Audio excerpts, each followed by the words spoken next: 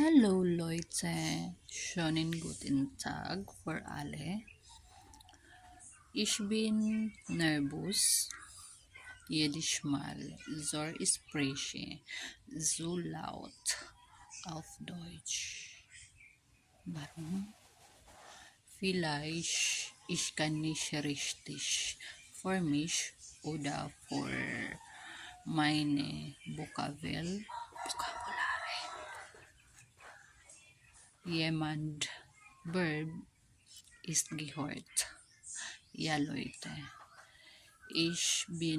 bleibe ruhig, wenn schaue von den Podcast.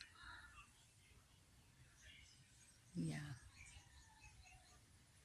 ich hatte gern, mas prefer ko. Ich hatte gern Untertitel. Untertitel ist, ich glaube noch nicht. Ich glaube noch nicht an Michelle. Tiwala. Aber ich habe versucht, meine Einstellung zu ändern.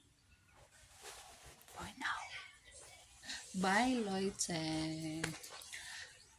Vielen Dank. Ciao, ciao.